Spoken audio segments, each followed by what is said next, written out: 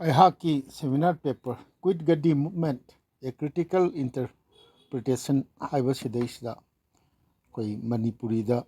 ꯅꯤꯡꯊꯧ ꯇꯥꯡꯕꯜ ꯊꯥꯗꯣꯛꯂꯣ ꯏꯍꯧꯗ ꯅꯩꯅ ꯃꯤꯠꯌꯦꯡ ꯑꯃ ꯍꯥꯏꯗꯅ ꯑꯍꯥꯟꯕ ꯇꯥꯡꯀꯛ ꯑꯍꯥꯟꯕ ꯁꯔꯨꯛ ꯄꯥꯊꯣꯛꯆꯈ꯭ꯔꯕ ꯃꯇꯨꯡꯗ ꯑꯅꯤꯁꯨꯕ ꯁꯔꯨꯛ ꯄꯥꯊꯣꯛꯆꯒꯦ꯫ ꯃꯁꯤꯕꯨ ꯇꯥꯕꯤꯒꯗꯧꯔꯤꯕ ꯈ꯭ꯋꯥꯏꯒꯤ ꯃꯐꯝꯗ ꯁꯅꯥꯊꯣꯡꯒꯤ ꯃꯅꯤꯟꯗ꯭ꯔ ꯀꯣꯟꯁꯝ ꯑꯩꯍꯥꯛꯅ ꯑꯍꯥꯟꯕꯗ ꯅꯣꯂꯨꯛꯆꯔꯤ꯫ ꯉꯔꯥꯡ ꯄꯟꯖꯈꯤꯕꯗ ꯕ꯭ꯔꯤꯇꯤꯁꯅ ꯂꯩꯕꯥꯛ ꯑꯁꯤꯒꯤ ꯆꯤꯡꯇꯝ ꯑꯅꯤꯃꯛꯇ ꯆꯠꯅꯕꯤ ꯀꯥꯡꯂꯣꯟ ꯂꯩꯕ ꯂꯩꯉꯥꯛꯀꯤ ꯃꯁꯛꯀ ꯂꯣꯏꯅꯅ ꯑꯅꯧꯕ ꯖꯨꯒꯀꯤ ꯌꯥꯋꯣꯜꯗ ꯑꯍꯣꯡꯕ ꯃꯁꯛ ꯀꯌꯥꯕꯨꯗꯤ ꯁꯣꯏꯗꯅ ꯄꯨꯁꯤꯟꯕꯤꯔꯛꯈꯤ ꯍꯥꯏꯔꯒ ꯂꯣꯏꯁꯤꯟꯖꯈꯤꯕꯅꯤ꯫ ꯃꯗꯨꯒꯤ ꯃꯈꯥ ꯇꯥꯔꯛꯄꯗ ꯃꯅꯤꯄꯨꯔꯒꯤ ꯃꯤꯌꯥꯝꯗ ꯅꯤꯡꯊꯧ ꯄꯥꯟꯕꯒꯤ ꯑꯀꯟꯕ ꯑꯋꯥꯕ ꯄꯣꯠꯂꯨꯝ ꯑꯣꯏꯅ ꯂꯩꯔꯛꯈꯤꯕ ꯂꯥꯂꯨꯞ ꯀꯥꯕ ꯃꯨꯊꯠꯈꯤ꯫ ꯃꯤꯅꯥꯏ ꯂꯣꯏꯕꯒꯤ ꯂꯥꯂꯨꯞ ꯀꯥꯕ ꯍꯥꯏꯕꯁꯤ ꯃꯅꯤꯄꯨꯔꯗ ꯆꯠꯅꯔꯝꯕ ꯂꯥꯂꯨꯞ ꯀꯥꯕ ꯍꯥꯏꯕꯁꯤ ꯑꯆꯧꯕ ꯑꯩꯈꯣꯏꯒꯤ ꯋꯥꯔꯦꯡ ꯑꯃ ꯑꯣꯏꯅ ꯄꯨꯊꯣꯛꯆꯕ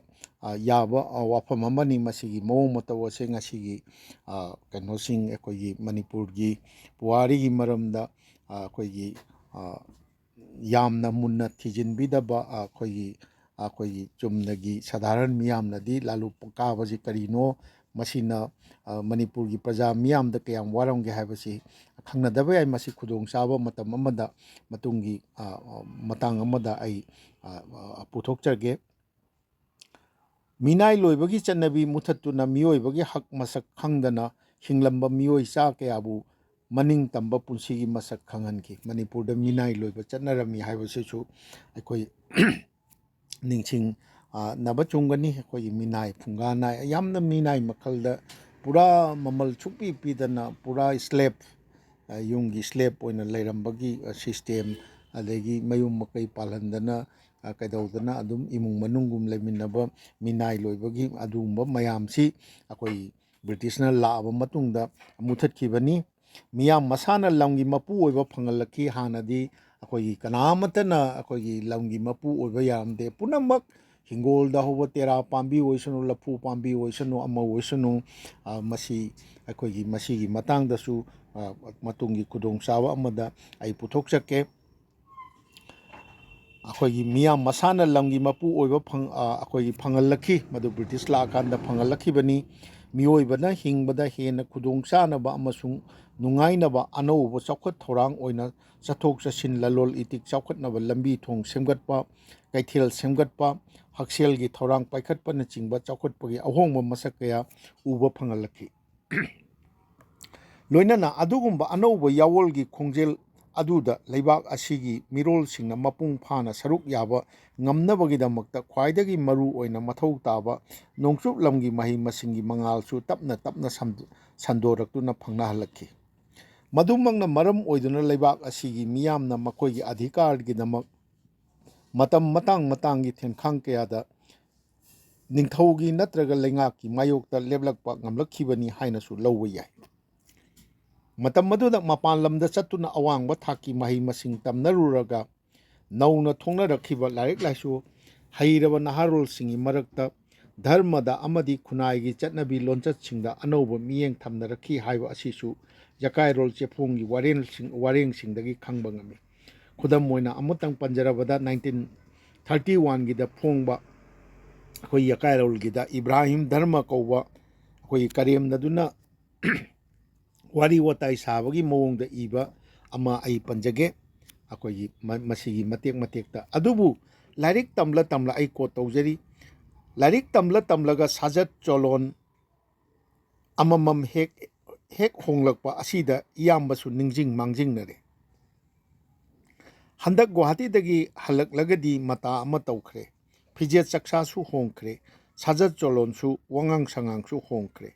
ꯒꯧꯔꯤꯌꯥ ꯇꯧꯕꯒꯤ ꯃꯊꯣꯡꯁꯨ ꯈꯪꯗꯦ, ꯇꯧꯗꯕꯒꯤ ꯃꯊꯣꯡꯁꯨ ꯈꯪꯗꯦ꯫ ꯑꯩꯗꯤ ꯏꯉꯛꯄꯨ ꯉꯛꯈ꯭ꯔꯦ, ꯉꯥꯡꯅꯔꯨꯔꯦ ꯃꯥꯅ ꯃꯆꯨꯝꯈꯤ꯫ ꯑꯅꯧꯕ ꯙꯔꯃ ꯑꯃ ꯆꯠꯈ꯭ꯔꯦ꯫ ꯙꯔꯃ ꯑꯁꯤꯒꯤ ꯃꯃꯤꯡꯗꯤ ꯏꯕ꯭ꯔꯥꯍꯤꯝ ꯙꯔꯃ ꯀꯧꯏ꯫ ꯃꯁꯤꯗ ꯌꯥꯎꯔꯤꯕ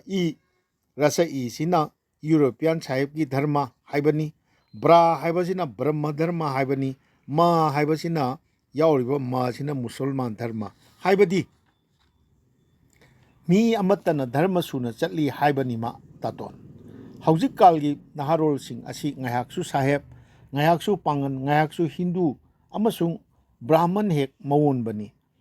ꯑꯗꯨꯅꯗꯤ ꯇꯥꯇꯣꯟ ꯈꯣꯏꯒꯤ ꯒꯧꯔꯤꯌꯥ ꯙꯔꯃꯗꯃꯛ ꯆꯠꯄ ꯑꯁꯤꯅꯗꯤ ꯀꯗꯥꯏꯗꯒꯤ ꯇꯤꯟꯅꯕ ꯌꯥꯒꯅꯤ? ꯏꯕ꯭ꯔꯥꯍꯤꯝ ꯙꯔꯃꯗ ꯃꯥꯡꯕ ꯁꯦꯡꯕ ꯍꯥꯏꯕ ꯋꯥꯍꯩ ꯑꯁꯤ ꯁꯤꯖꯤꯟꯅꯗꯦ, ꯃꯗꯨꯒꯤ ꯃꯍꯨꯠꯇ ꯑꯐꯕ ꯐꯠꯇꯕ ꯍꯥꯏꯅꯩ ꯍꯥꯏꯕꯁꯤ ꯑꯩꯈꯣꯏꯒꯤ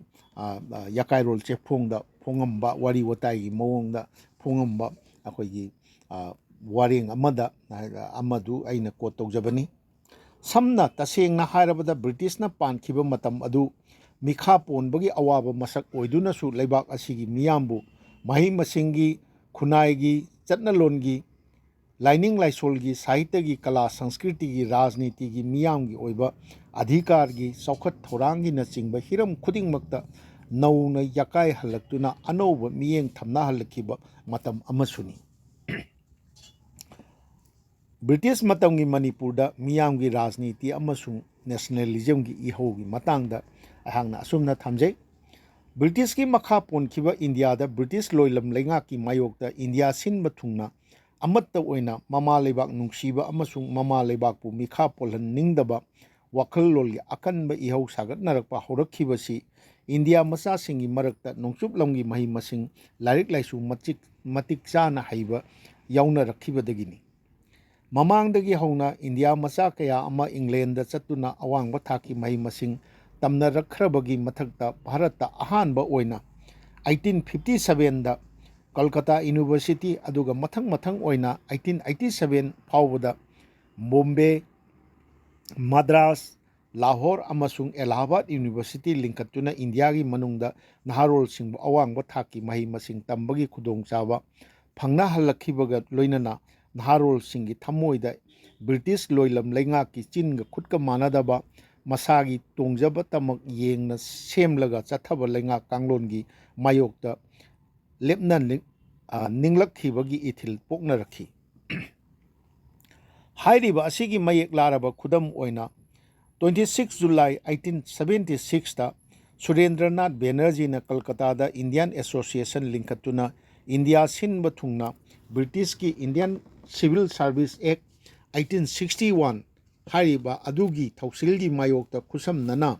ꯂꯦꯞꯃꯤꯟꯅꯅꯕꯒꯤ ꯏꯍꯧ ꯃꯥꯏ ꯄꯥꯛꯅ ꯁꯥꯒꯠꯈꯤꯕ ꯑꯃꯗꯤ 1885 ꯏꯪꯗ ꯂꯤꯡꯈꯠꯄ ꯏꯟꯗꯤꯌꯥꯟ ꯅꯦꯁꯅꯦꯜ ꯀꯣꯡꯒ꯭ꯔꯦꯁꯅ ꯃꯈꯣꯏꯒꯤ ꯆꯍꯤ ꯈꯨꯗꯤꯡ ꯄꯥꯡꯊꯣꯛꯄ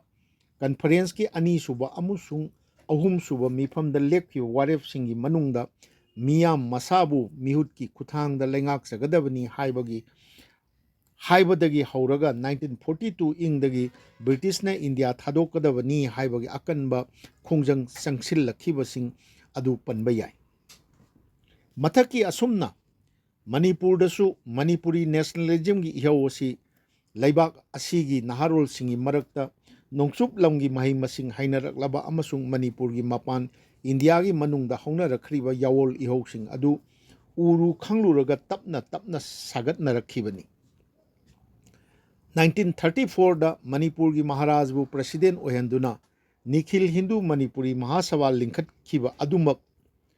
ꯃꯗꯨꯃꯛ ꯃꯇꯝ ꯑꯗꯨꯗ ꯂꯥꯏꯔꯤꯛ ꯂꯥꯏꯁꯨ ꯍꯩꯅꯔꯕ ꯅꯍꯥꯔꯣꯜꯁꯤꯡꯅ ꯃꯔꯨ ꯑꯣꯏꯅ ꯃꯅꯤꯄꯨꯔ ꯇꯝꯄꯥꯛ ꯂꯝꯗ ꯂꯩꯔꯤꯕ ꯃꯤꯌꯥꯝ, ꯈꯨꯟꯅꯥꯏꯒꯤ ꯆꯠꯅꯕꯤ ꯑꯃꯁꯨꯡ ꯂꯥꯏꯅꯤꯡ ꯂꯥꯏꯁꯣꯜꯒꯤ ꯀꯥꯡꯂꯣꯟꯁꯤꯡꯗ ꯕ꯭ꯔꯤꯇꯤꯁꯅ ꯃꯅꯤꯡ ꯇꯝꯍꯟꯗꯨꯅ ꯅꯥꯎ ꯆꯥꯎꯍꯜꯂꯕ ꯃꯍꯥꯔꯥꯖ ꯆꯨꯔꯥꯆꯥꯟꯒꯤ ꯃꯃꯤꯡꯗ ꯂꯩꯕꯥꯛ ꯂꯩꯉꯥꯛ ꯀꯥꯡꯂꯣꯟꯒꯤ ꯑꯁꯣꯏꯕ ꯀꯌꯥ ꯁꯦꯝꯗꯣꯛꯅꯔꯛꯅꯕꯒꯤꯗꯃꯛ, ꯑꯗꯨꯒ ꯃꯅꯤꯄꯨꯔꯒꯤ ꯃꯄꯥꯟꯗ ꯃꯆꯣꯏ ꯂꯩꯅꯔꯤꯕ ꯃꯅꯤꯄꯨꯔꯤꯁꯤꯡꯕꯨ ꯑꯃꯠꯇ ꯑꯣꯏꯅ ꯄꯨꯟꯁꯤꯜꯂꯛꯅꯕꯒꯤ ꯌꯥꯝꯅ ꯍꯩꯊꯣꯏ ꯁꯤꯡꯊꯣꯏꯅ ꯊꯥꯡꯒꯠꯂꯛꯈꯤꯕ ꯈꯣꯡꯊꯥꯡ ꯑꯃꯅꯤ꯫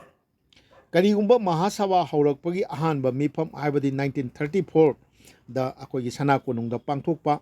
ꯑꯃꯁꯨꯡ ꯑꯅꯤꯁꯨꯕ ꯃꯤꯐꯝ ꯍꯥꯏꯕꯗꯤ 1936ꯗ ꯁꯤꯜꯆꯔꯗ ꯄꯥꯡꯊꯣꯛꯈꯤꯕ ꯑꯗꯨꯗ ꯃꯅꯤꯄꯨꯔꯒꯤ ꯃꯍꯥꯔꯥꯖ ꯆꯨꯔꯥꯆꯥꯟꯕꯨ ꯄ꯭ꯔꯁꯤꯗꯦꯟ ꯑꯣꯏꯍꯟꯗꯨꯅ ꯁꯔꯨꯛ ꯌꯥꯍꯜꯂꯝꯗ꯭ꯔꯕꯗꯤ ꯃꯍꯥꯁꯚꯥ ꯑꯗꯨ ꯂꯤꯡꯈꯠꯂꯛꯄ ꯃꯇꯝꯗ ꯅꯤꯡꯊꯧ ꯈꯨꯕꯝꯕꯨ ꯅꯠꯇ꯭ꯔꯒ ꯕ꯭ꯔꯤꯇꯤꯁ ꯂꯩꯉꯥꯛꯄꯨ ꯁꯤꯡꯅꯕꯅꯤ ꯍꯥꯏꯅ ꯑꯊꯤꯡꯕ ꯊꯝꯂꯝꯕ ꯌꯥꯏ꯫ ꯑꯗꯨꯕꯨ ꯃꯇꯝ ꯑꯗꯨꯒꯤ ꯃꯍꯥꯁꯚꯥ ꯂꯤꯡꯈꯠꯄꯗ ꯃꯔꯨ ꯑꯣꯏꯅ ꯂꯨꯆꯤꯡꯕꯒꯤ ꯊꯧꯗꯥꯡ ꯂꯧꯈꯤꯕ ꯍꯤꯖꯝ ꯏꯔꯥꯕꯣꯠ ꯑꯃꯗꯤ ꯃꯍꯥꯛꯀꯤ ꯈꯣꯡꯕꯨꯁꯤꯡꯒꯤ ꯍꯩꯊꯣꯏ ꯁꯤꯡꯊꯣꯏꯕ ꯑꯃꯗꯤ ꯁꯥꯟꯅ ꯌꯦꯡꯕ ꯊꯧꯔꯥꯡꯅ ꯃꯅꯤꯄꯨꯔ ꯃꯤꯌꯥꯝꯒꯤ ꯊꯃꯣꯏꯗ ꯄꯨꯝꯅꯧ ꯅꯧꯅ ꯃꯤꯌꯥꯝ ꯃꯁꯥꯒꯤ ꯑꯣꯏꯖꯕ ꯑꯑꯣꯟꯕ ꯂꯩꯉꯥꯛꯀꯤ ꯑꯄꯥꯝꯕ ꯏꯍꯧ ꯑꯃ ꯁꯥꯒꯠꯄ ꯉꯝꯂꯛꯈꯤꯕꯇ ꯅꯠꯇꯅ ꯃꯥꯂꯦꯝꯗ ꯂꯩꯔꯤꯕ ꯃꯅꯤꯄꯨꯔꯤꯁꯤꯡꯒꯤ ꯃꯔꯛꯇꯁꯨ ꯑꯃꯠꯇ ꯑꯣꯏꯕꯒꯤ ꯋꯥꯈꯜꯂꯣꯟ ꯁꯥꯒꯠꯄ ꯉꯝꯈꯤ꯫ ꯃꯗꯨꯅ ꯂꯤꯆꯤꯡꯗꯨꯅ ꯃꯍꯥꯁꯚꯥꯒꯤ ꯃꯔꯤꯁꯨꯕ ꯃꯤꯐꯝ ꯍꯥꯏꯕꯗꯤ 1938ꯗ ꯆꯤꯡꯉꯥꯗ ꯄꯥꯡꯊꯣꯛꯈꯤꯕ ꯑꯗꯨꯗꯗꯤ Mahasabhagi mamingdagi Hindu loktoga Nikhil Manipur Mahasabha haina onthokpaga loinana Manipur miyamgi tungi maraibak lepagi thaudang yagadaba mapung pharaba rajniti dal ama oina Maharaj amadi British lengaki mayokta lepnaba chongthorakhi. Manipurda Purna Daitosil Sasan Lingadawani, Sawalak Bhotna Mikhal Taugadawani, Kungangda Panchayat Lingadawani, Haibana Chingba Achetpa Warep Kaya Lauduna, Manipurgi Miyamda Anova Ahongba Rajniti Masak Takpa Horaki. Matang asida ningsingba yabadi Nikhil Manipur Mahasabhana Manipurda Ahanba Oina Miyamgi Thaudang Mapung Phana Yaba Ngamdaba Miyam Masana Mihut Kanjaraga Lengak Sasan Lingadavani Haibana Chingba Warep Lowkriba Asi India Manungi Oina di Ahanba Oina November 1923 November da Provincial Assembly Sing Amasung Central Legislative Assembly gi Mikal Pangthokraba Matung Chahi Tara Manga Leragani. Masina takpadi India gi manungda rajniti amadi lengak kanglonda awonba ohongba purakhiba ihou kayagi mamising adu Manipurda di thengthana amasung tapna tarakhi haibani. Tawbagi budi 1949 ing phawagi matamda Manipurda leirakhiba awonba rajniti gi khongtang amadi ihou khudimak thengtharabasu thengthana India manungda lakhiba awonba rajniti kanglon singi ama natraga amagi ithilda oirakhiba ngaktani. India manungda British ki mayokta rajniti ki tongan naba miyeng amasung wakhalol sagatna rakhiba matau amadi mawong khudimak aikoi khudam moina 1925 ta Hindu lebaki thaja kanglonda yumpham oiraga thorakhiba Rashtriya Sevak Sangha natana Manipur da su yaurakhi. Manipur Constitution Act 1947 gi makhada Manipur Legislative Assembly gi ahanba mikhal tauramdai 1948 ki haugalakpa matam phawdadi Manipur da su Bharat ta laikhiba Indian National Congress ki Communist Party of India gi amadi Socialist ihou gi ithil mapung phana phangduna sab chaba rajniti gi kangbu sing matik chana leire. Aduna British ki matamda Manipur gi miyamso anova rajniti gi yawol ihou singda sapsana saruk yaba ngamnarakre haina lawba yare. Manipur da nongchup lamgi lairik laisu hairakkhibagi khongjel amasung madugi phibam gi matangda khara amuk sampatna panjage. 1885 ta Sir James Johnston na lingkhat lamba school na tapna mai paklaktuna 1910 dadi Dhaka tana chatuna Kolkata University gi metric parikha tharubada pass tawraklaba ahanba maitai macha si akoigi amana amani hai madu ai panjararoige akoigi Rajkumar Maharaj Kumar amana ni haina haibusu athengnajai ahanbada layekpa samdu sundarbu pokpa hobom ibotombi ni haibasu ya school ni haibasu thengnajai wahengbam yumjau ni haiba ju thengnajai madu karambana chumbano ai chapchana lepa ngamjade aduna record phangjaba ngasi bawda phangjaba record ki matung inadi Maharaj Kumar amana oiram ba yabra haiba chapchana di khangjade madu thole jaha ama oitarsu akoi 1910 dadi ma Dhaka tana chatuna hairise makhongna tongjai mari lambi da chatlaga parikha tharubani adu ma thole 1915 da Manipur gi ahanba maitai macha ana layengi doctor akoigi thokchom govardon tholakle 1916 da ahanba maitai macha engineer khomdram angang jaw thorakle 1920 da na ahanba BA Sogaijam Samarendra Chana Jawba hairiba akoigi jananeta hijam irabot kataka da chatlaga lairik taminarui hairiba sini Sogaijam Samarendra hairisi ma thole 1927 phawdadi MA su thole ahanba MA si Sinam Krishna Mohoni aduga moi ikan kanadana same year sidaisda akoigi ikan kanadana hidang mayum Dijomani Dev Sharma tholakibani 1921 da Johnston School bu Kolkata University na high school gi thakta sakhangle 1924 da Manipuri lol bu class 10 phawgi oina Kolkata University na sakangbire 1933 dagi Imphal da metric parikha ki center lehalakle 1933 mamang phawbudi Manipur machana mapan lamda awangba thaki mahi masing tamba chatpadu state na akhannaba satra khara dadamak piba scholarship phangdragadi chatpa ngamnaramda adubu chahi haibadi 1933 adudagidi Manipur dagi maitai macha kangbu maranai oina mapan lamda chatuna laik laisu tamba hongnarakle loinana 1935 dadi nupi macha singtagi oiba Tampasana Girls High School na chingbal lairaktuna 1939 dagi di maitai nupi singi maraktagi su metric pass matang taunarakhre 1946 dadi Imphal da DM College lingduna Manipur da su awangba thaki larik tampam leire Manipur da larik laisu hainaraba mirol sing thorakhibadagi di Manipur lengaki masaksu tapna hongba horakhiduna Manipur sana konung darbar gi masaksu honglakhi 1927-28 फाउददी मैदिंगु चुराचानगी अखोगी चुराचान Maharaj की ADC अमसुंग private secretary Sougaijam Samarendra Singh BA अमदी Lairenmayum Ibungohal Singh BA BL अनीना ओइरकले दरबारदसु नोंचुपलमगी शिक्षा फंगनरब कया याउनरकले 1939-40 फाउददी मणिपुरगी दरबारदा मैतै मचा BA BL मंगा मेंबर ओइनरकले अतई BA MA कया अमसु मणिपुरगी लेंगा की थौदांग यानरकले 1941 इंगी मिकोक थीब रेकॉर्ड मतुंग इना मतम मदुदा मणिपुरगी मिसिंग लाख मंगा लिसिंग त्राइंतोई सुपना हुंफु मापन्नी हाइदि 5,12,069 नि अदुगा 1951 इंगदना 1951 दना अखोगी मणिपुरगी मिसिंग सी 5,77,635 नि अदुना 1947-49 की मतमदा मणिपुर की मिसिंग असी चौराकना लाख मंगा मखाइरोमनी ओइरम्बा याय हाइना पाबा याय अदुगा 1941 इंगदा मणिपुर मियाम की मरकता लारिक हाइबा मी की मिसिंग नुपादा 24,339 अदुगा नुपीदना 1,594 नि 1951 इंगदना नुपा लारिक हाइबा मसिंगी मिसिंगना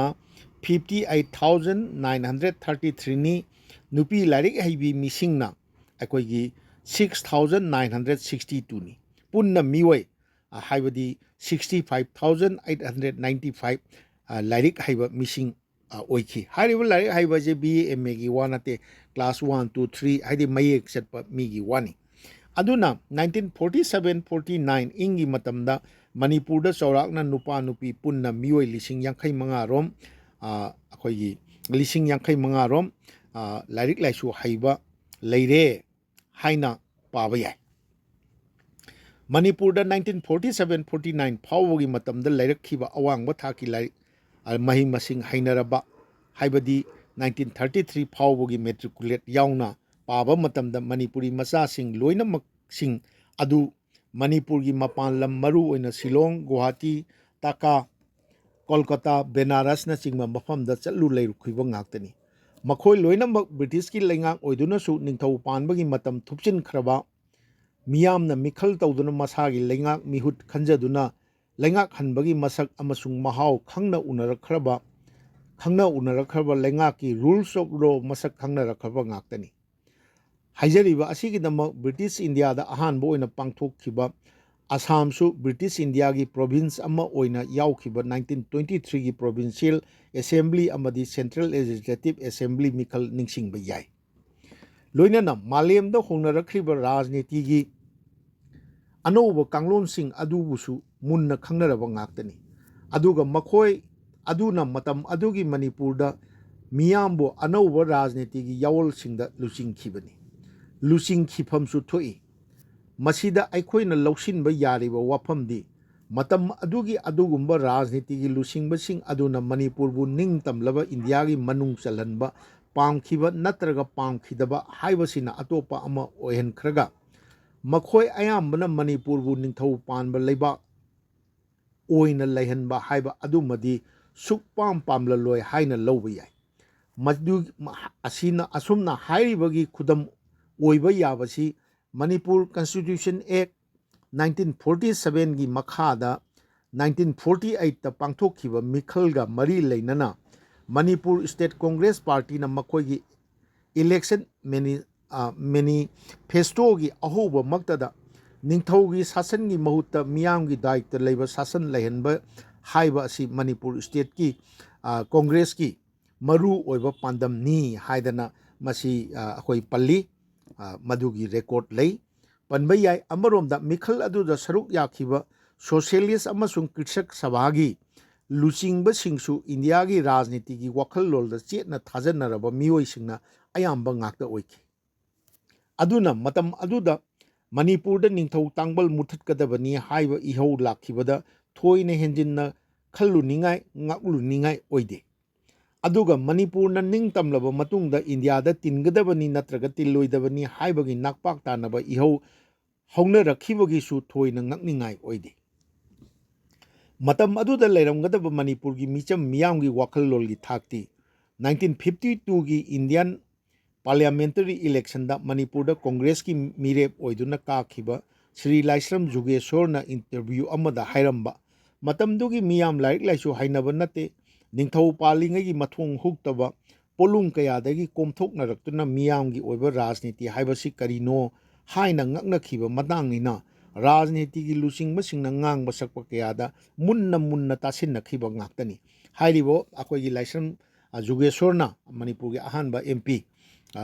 kenona Laisam Jugeshwarna hairamba wafam masi 1999 gi September thagi sanathongda ahangna phongjaramba sanathongda yaukiba wafam ni matamduda mahak masamaka ahak isamaka yam kuina wari sanajaraga akhoi tape record tawdana wari sanajaraga magi interview matamdugi rajniti gi oiba wafam panjagi bani madu aina quote tawjabani asidagi khara makai khangba ngami matam adugi samjaraba Manipurgi praja miyamdi matam adugi rajnitigi lusingbasing aduna humbada chatnakhiba ngaktani adumna makhoina su Manipurda ningthaugi leingak pamde haibasimadi 1952 gi parliamentary election aduda Maharaj Bodha Chandrana Sogatuna Mikhalda Mirep oina chongthok hankhibi Maharani Ishori Devi yamna thina maithi khiba aduna tai praja miyamna su ningthausi pamde haibasi mahagi Maharani Ishori Devi na akoigi bot lepkhibada yam thina maithigiba aduna tai haibasi chauthokna haiba yai kainoda ningthaugi influence tu miyamna yaramba ilamba taragadi Ishori Devi karamba yabani madu yam thina akoigi maithigiba asina matamduda Manipurgi praja miyamna ningthausi chungpam pamde haibasi yam mayek sengna tai 1947 amadi 49 da Manipur amasung Bharat ki matangda ai chaurakna panjari 1947-49 gi matamda Manipur gi rajniti lusingba singi maraktagi Manipuru Bharat tilhangadabani haiba akanba ihau sagatki haibagi su aduga madugi mayokta lusingba kaya amanasu lepki haibasi thoidokna amanasu ikhang khangnaraba wafamni animaki khudam sangdam oiba yaba masak matam aduda phongnakhiba pause fongsing haibadi ngasi kauba adai Bhaigarpati Pratika Praja Chantra Simanta Pratika Sandhyagi Bhaigarpati Pratika da haiba phongba pau amadi warengsing amadi matam aduda official oina ina thanakhiba cherol sing marang kaina leibadagi amanasu ikhang khangnaraba ngaktani masigi record se yam marang kaina lei akoigi state archive tasu ektam matamdugi khabar sing ariba copy sing adagi lanai oina leinabasu kaya amani ai panjadre hojik panjaninglibadi matam aduda Manipurda ningthaugi gadi muthakadabani Manipurna Indiada tingadabani haibagi iho amatta leiramdana Manipurgi miyam pumbana Manipurbu maning tamba ningthau panba leiba ama oina lehengadabani natraga Manipurbu maning tamba ningthau palandana miyamgi oiba democratic sasan lingduna ning tamba leiba ama oina leigadabani haibagi chapchaba phirep lauramba taramlabadi Manipur asi Indiada tinsil halamloidra haibasini mana aikoi matamduda praja miyamgi chaba miyeng leihidabani haibasi aina laujabani karina haibda India ningtamba matamda India Pakistan khaidokre India gi ngomkhaida leiba maning tamba leibak Nepal gi kari moi Treaty of Sanguli guys ai kaino tawjararoi yam sangthana panjararoi masi akhoi kainoda Google da yam laina phangba posakni makoi di Britain ga Nepal ga si 19 kainoda 23 kari 18 16 ꯑꯩꯈꯣꯏ Anglo Nepali war 1815-16 G ꯇꯧꯈ꯭ꯔꯕ ꯃꯇꯨꯡꯗ ꯑꯩꯈꯣꯏꯒꯤ ꯃꯈꯣꯏ friendship ꯑꯩꯈꯣꯏꯒꯤ treaty ꯑꯃ ꯂꯩꯈꯤꯕꯅꯤ ꯑꯩꯈꯣꯏꯒꯤ ꯑꯗꯨꯅ ꯕ꯭ꯔꯤꯇꯤꯁꯀꯤꯗ ꯃꯈꯣꯏꯅ 1857ꯗ ꯍꯧꯈꯤꯕ ꯏꯟꯗꯤꯌꯥꯗ ꯍꯧꯈꯤꯕ ꯁꯤꯄꯣꯏ ꯃꯨꯇꯤꯅꯤꯗꯁꯨ ꯑꯩꯈꯣꯏꯒꯤ ꯀꯩꯅꯣꯁꯤꯡꯅ ꯕ꯭ꯔꯤꯇꯤꯁꯇ ꯌꯥꯝ ꯃꯇꯦꯡ ꯄꯥꯡꯉꯤꯕꯅꯤ ꯑꯗꯨꯅ ꯃꯣꯏꯗꯤ ꯑꯩꯈꯣꯏꯒꯤ ꯕ꯭ꯔꯤꯇꯤꯁꯅ ꯐꯩꯒꯥꯛ ꯐꯩꯅ ꯂꯩꯈꯔꯦ ꯏꯟꯗꯤꯌꯥꯅ ꯀꯩꯝꯇ ꯇꯧꯕ ꯉꯝꯗ꯭ꯔꯦ ꯑꯗꯩ ꯚꯨꯇꯥꯟꯁꯨ ꯃꯣꯏ ꯚꯨꯇꯥꯟꯁꯦ ꯑꯩꯈꯣꯏꯒꯤ ꯏꯟꯗꯤꯌꯥ ꯏꯟꯗꯤꯄꯦꯟꯗꯦꯟ ꯐꯪꯉꯤꯉꯩꯁꯤꯗ ꯚꯨꯇꯥꯟ ꯄꯤꯛꯈ꯭ꯔꯕ ꯂꯝꯁꯤꯅ ꯏꯟꯗꯤꯌꯥꯁꯤ ꯂꯩꯕꯥꯛ ꯑꯃ ꯑꯣꯏꯅ ꯏꯟꯗꯤꯄꯦꯟꯗꯦꯟ ꯑꯣꯏꯔꯦꯁꯤꯗ ꯃꯣꯏꯅ ꯐꯥꯔꯁ ꯑꯩꯈꯣꯏ ꯔꯤꯀꯛꯅꯥꯏꯖ ꯇꯧꯔꯤꯅꯤ ꯑꯗꯨꯒꯤ ꯄꯋꯥꯔꯗꯨ ꯃꯇꯝꯗꯨꯗ ꯂꯩꯔꯤꯕꯅꯤ ꯃꯥ ꯀꯩꯅꯣ ꯂꯩꯔꯤꯕꯅꯤ ꯑꯩꯈꯣꯏꯒꯤ ꯕ꯭ꯔꯤꯇꯤꯁꯀꯤ ꯉꯥꯛꯂꯧ ꯐꯪꯗꯅ ꯑꯩ ꯁꯤꯛꯀꯤꯝꯒꯤ ꯋꯥꯔꯤ ꯀꯣꯟꯅ ꯇꯤꯟꯁꯤꯜꯂꯛꯈꯤꯕꯅꯤ ꯃꯗꯨ ꯑꯩ ꯁꯤꯗꯩꯁꯤꯗ ꯄꯟꯖꯗ꯭ꯔꯦ ꯑꯗꯨ ꯃꯇꯝꯗꯨꯗꯗꯤ ꯏꯟꯗꯤꯌꯥꯅ ꯑꯩꯈꯣꯏꯒꯤ ꯏꯁꯄꯤꯁꯦꯜ ꯄ꯭ꯔꯣꯇꯦꯛꯇꯣꯔꯦꯠ ꯏꯁꯇꯦꯇꯁ ꯄꯤꯗꯨꯅ ꯊꯝꯕꯗꯨ ꯃꯣꯏ ꯃꯤꯌꯥꯝꯅ ꯄꯥꯝꯕꯒꯤꯅꯤ ꯁꯤꯛꯀꯤꯝꯒꯤ ꯂꯩꯕꯥꯛ ꯃꯤꯌꯥꯝ ꯑꯄꯨꯟꯕꯒꯤ ꯑꯄꯥꯝꯕ ꯃꯇꯨꯡ ꯏꯟꯅ ꯑꯩꯈꯣꯏꯒꯤ ꯏꯟꯗꯤꯌꯥꯅ ꯏꯁꯄꯤꯁꯦꯜ ꯄ꯭ꯔꯣꯇꯦꯛꯇꯣꯔꯦꯠ ꯏꯁꯇꯦꯇꯁ ꯄꯤꯗꯨꯅ ꯊꯝꯕꯗꯒꯤ ꯍꯦꯟꯅ ꯏꯟꯗꯤꯌꯥꯅ ꯃꯥꯁꯨ ꯀꯩꯁꯨ ꯇꯧꯕ ꯉꯝꯈꯤꯗꯕꯅꯤ ꯁꯤꯛꯀꯤꯝꯁꯨ ꯑꯗꯣ ꯑꯗꯒꯤ ꯏꯟꯗꯤꯌꯥꯒꯤ ꯅꯥꯛꯆꯦꯠꯇ ꯂꯩꯔꯤꯕ ꯑꯩꯈꯣꯏꯒꯤ ꯒꯋꯥ ꯗꯥꯃꯟ ꯗꯤꯌꯨꯁꯨ ꯑꯗꯨ ꯉꯥꯏꯔꯦ ꯄꯣꯔꯇꯨꯒꯤꯁ ꯀꯣꯂꯣꯅꯤꯅꯤ ꯃꯥ ꯀꯣꯟꯅ 1969ꯒꯤ ꯑꯗꯨꯋꯥꯏꯗ ꯀꯣꯟꯅ ꯃꯣꯏꯒꯤ ꯀꯩꯅꯣꯒ ꯏꯍꯧꯒ ꯍꯧꯔꯒ ꯏꯟꯗꯤꯌꯥꯗ ꯄꯣꯔꯇꯨꯒꯤꯁ ꯀꯣꯂꯣꯅꯤ ꯑꯣꯏꯕꯁꯤ ꯃꯨꯊꯠꯈꯤꯕꯅꯤ ꯑꯗꯨ ꯃꯣꯏꯁꯨ ꯑꯩꯈꯣꯏꯒꯤ ꯏꯟꯗꯤꯌꯥꯅ ꯏꯟꯗꯤꯄꯦꯟꯗꯦꯟ ꯐꯪꯕ ꯃꯇꯝꯗꯨꯗ ꯃꯣꯏ ꯀꯩꯁꯨ ꯇꯧꯕ ꯉꯝꯗꯕꯅꯤ ꯑꯗꯒꯤ ꯑꯃꯔꯣꯝꯗ ꯑꯃꯨꯛ ꯑꯩꯈꯣꯏꯒꯤ ꯄꯨꯗꯤꯆꯦꯔꯤ ꯀꯜꯀꯇꯥꯒꯤ ꯃꯅꯥꯛꯇ ꯑꯩꯈꯣꯏꯒꯤ ꯂꯩꯔꯝꯕ ꯑꯩꯈꯣꯏꯒꯤ ꯆꯟꯗꯟ ꯅꯒꯔꯒꯤꯁꯨ ꯑꯩꯈꯣꯏꯒꯤ ꯐ꯭ꯔꯦꯟꯁ ꯀꯣꯂꯣꯅꯤꯅꯤ ꯑꯣꯏꯅ ꯂꯩꯕꯅꯤ ꯑꯗꯨꯒ ꯑꯩꯈꯣꯏꯒꯤ ꯀꯩꯅꯣꯁꯨ ꯄꯨꯗꯤꯆꯦꯔꯤꯁꯨ ꯑꯩꯈꯣꯏꯒꯤ ꯐ꯭ꯔꯦꯟꯁ ꯀꯣꯂꯣꯅꯤꯅꯤ ꯑꯣꯏꯅ ꯂꯩꯕꯅꯤ ꯑꯗꯨꯕꯨ ꯃꯤꯌꯥꯝꯒꯤ ꯃꯈꯣꯏꯒꯤ ꯂꯝꯗꯨꯒꯤ ꯃꯤꯌꯥꯝꯒꯤ ꯏꯍꯧꯅ ꯏꯟꯗꯤꯌꯥꯗ ꯇꯤꯟꯅꯅꯕꯒꯤ ꯃꯈꯣꯏ ꯂꯥꯛꯈꯤꯕꯅꯤ ꯏꯀꯨꯏ ꯀꯨꯏꯗꯅ ꯏꯟꯗꯤꯌꯥꯗ ꯃꯣꯏ ꯅꯞꯁꯤꯜꯂꯛꯄ ꯌꯥꯕꯒꯤ ꯃꯃꯤꯁꯦ ꯃꯣꯏ ꯃꯤꯌꯥꯝꯒꯤ ꯏꯍꯧꯗꯒꯤ ꯂꯥꯛꯇꯅ ꯑꯗꯨꯝ ꯅꯞꯈꯤꯕꯅꯤ ꯑꯗꯨꯒꯤ ꯃꯇꯨꯡꯗ ꯂꯦꯝꯍꯧꯔꯤꯕꯅ ꯃꯅꯤꯄꯨꯔ ꯈꯛꯇꯅꯤ ꯑꯇꯩꯁꯨ ꯑꯩꯈꯣꯏꯒꯤ ꯃꯌꯥꯝꯅ ꯍꯥꯏꯗ꯭ꯔꯕꯥꯗ ꯀꯔꯤꯁꯨ ꯂꯣꯏꯅ ꯈꯪꯕꯤꯔꯕ ꯉꯥꯛꯇꯅꯤ ꯑꯄꯤꯛꯄ ꯑꯃꯁꯨꯡ ꯑꯁꯣꯟꯕ ꯃꯅꯤꯄꯨꯔꯒꯤꯗꯤ ꯏꯟꯗꯤꯌꯥꯅ ꯈꯨꯠ ꯊꯤꯡꯖꯤꯜꯂꯛꯄꯗ ꯆꯣꯡꯊꯣꯛꯄꯤꯔꯛꯇꯨꯅ ꯉꯥꯛꯊꯣꯛꯄꯤꯔꯛꯅꯕ ꯕ꯭ꯔꯤꯇꯤꯁꯀꯨꯝꯕ ꯈꯨꯀꯟ ꯄꯥꯡꯒꯟꯕ ꯂꯩꯕꯥꯛ ꯑꯃꯠꯇꯒꯁꯨ ꯌꯥꯅꯕ ꯊꯝꯅꯔꯛꯈꯤꯕ ꯑꯃꯐꯥꯎ ꯂꯩꯈꯤꯗꯦ ꯏꯟꯗꯤꯌꯥꯒ ꯑꯩꯈꯣꯏꯒꯤ ꯃꯅꯤꯄꯨꯔꯒꯤ ꯑꯣꯏꯅꯗꯤ ꯑꯩꯈꯣꯏꯒꯤꯗꯃꯛꯇ ꯂꯦꯞꯄꯤꯅꯅꯕ ꯀꯔꯤꯒꯨꯝꯕ ꯑꯃꯐꯥꯎ ꯂꯩꯇꯦ ꯑꯗꯨꯅ ꯏꯟꯗꯤꯌꯥꯅ ꯃꯅꯤꯡ ꯇꯧꯕ ꯇꯥꯕ ꯑꯃꯔꯣꯝꯗ 1885ꯇꯒꯤ ꯕ꯭ꯔꯤꯇꯤꯁ ꯏꯟꯗꯤꯌꯥꯒꯤ ꯃꯅꯨꯡ ꯆꯟꯗꯨꯅ 1937 ꯐꯥꯎꯕ ꯂꯩꯍꯜꯂꯝꯂꯒ ꯇꯣꯈꯥꯏꯕ ꯕ꯭ꯔꯤꯇꯤꯁ ꯕꯔꯃꯥ ꯑꯣꯏꯍꯟꯈꯤꯕ ꯃꯅꯤꯄꯨꯔꯒ ꯉꯝꯈꯩ ꯇꯥꯏꯅꯔꯤꯕ ꯅꯣꯡꯃ ꯅꯣꯡꯃꯒꯤ ꯀꯝꯃꯨꯅꯤꯁꯀꯤ ꯏꯔꯥꯡ ꯍꯦꯟꯅ ꯍꯦꯟꯅ ꯀꯟꯈꯠꯈꯤꯕ ꯕꯔꯃꯥꯅ ꯑꯍꯥꯟꯕ ꯑꯣꯏꯅ ꯕ꯭ꯔꯤꯇꯤꯁ ꯀꯃꯟꯋꯦꯜꯊ ꯌꯥꯎꯗꯅ ꯑꯩꯈꯣꯏꯒꯤ 8 ꯖꯅꯋꯥꯔꯤ 1948ꯇ ꯕ꯭ꯔꯤꯇꯤꯁꯇꯒꯤ ꯃꯅꯤꯡ ꯇꯝꯈ꯭ꯔꯦ ꯑꯗꯨꯒ ꯃꯅꯤꯄꯨꯔꯒ ꯏꯟꯗꯤꯌꯥꯒ ꯐꯥꯎꯅꯕꯒꯤ ꯃꯥꯏꯀꯩ ꯑꯃ ꯑꯣꯏꯅ ꯊꯪꯅꯅ ꯂꯩꯔꯤꯕ ꯅꯥꯒꯥ ꯍꯤꯜꯁꯇꯅ 1918 ꯑꯗꯨꯋꯥꯏꯗꯒꯤ ꯂꯤꯡꯂꯛꯈꯤꯕ